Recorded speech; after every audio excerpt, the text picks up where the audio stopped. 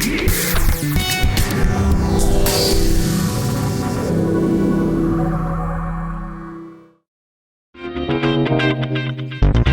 name is Reg Lascaris. I've been in advertising now for many, many years.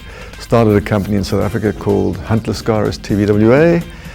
Now I'm the regional president of TBWA for Africa and the Middle East.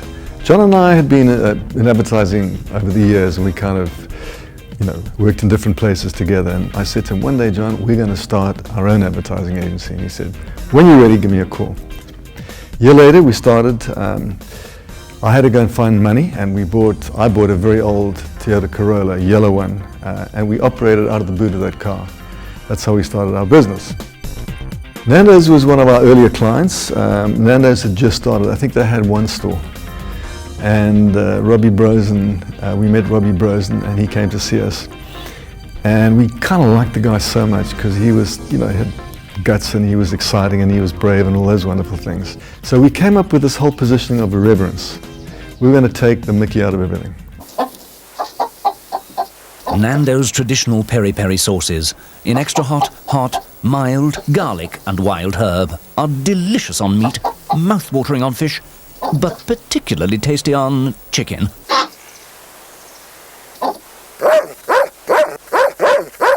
I think my favorite was the barking chicken and the tail gunner ad, where story of two gay guys.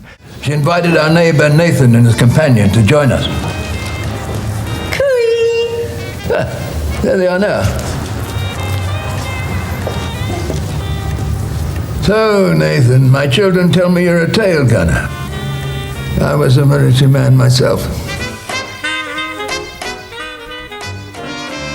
We registered Nando's as a political party in the second election, because we were involved in the first election with Nelson Mandela at the time.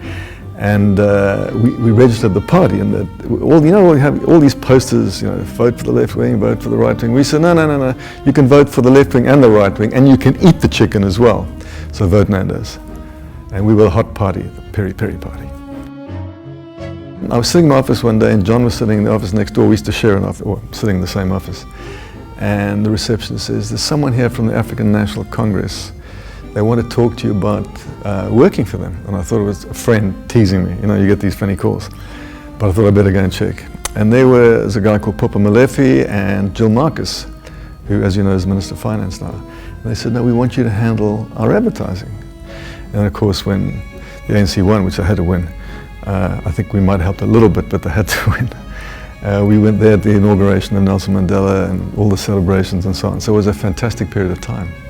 Third World Destiny was the first book I wrote with a guy called Nick Green. He was a researcher.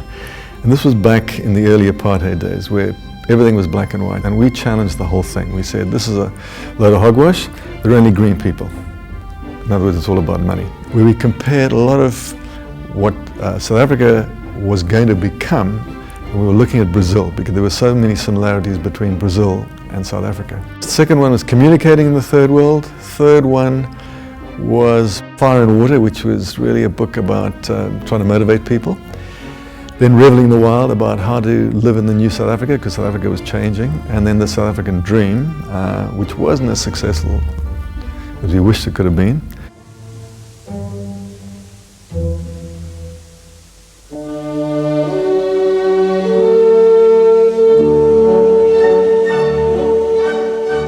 The two BMW ads, the BMW Mouse and the BMW Mercury on the woman's body, won gold at Cannes. I think we were the first ever South African agency to win gold at Cannes.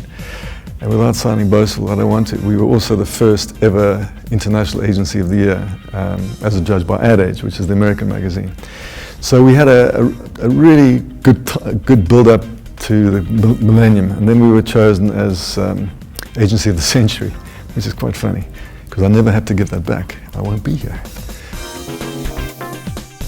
Well, when we were kind of looking around and we developed our agency, we said, one thing about bank advertising, it's sterile and it's cold. And when we pitched for Standard Bank, we tried to put a lot of emotion into bank advertising, make it warm, because in the end, people were scared of banks. People were scared of going into banks. To take you up in paradise up above. If you would tell me I'm the only one that you love. Life could be a dream, sweetheart. Hello again. Shabum and hopping we'll meet again. Life could be a dream. If only all my precious plans would come true. If you would let me spend my whole life loving you. Life could be a dream, sweetheart. Life could be a dream. If I could take you up and paradise up above. If you would tell me I'm the only one that's around. Life could be a dream, sweetheart. Hello again. Shaboom, hello, we meet again.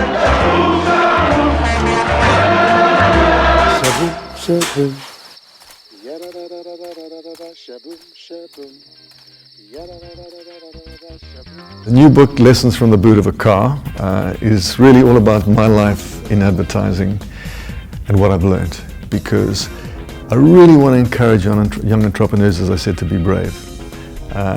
And you know, the hassles I went trying to raise money, the hassles trying to get a business going. Also, if you're totally unknown, what do you do? How do you get PR? So it's a book about how do you build your own business, really.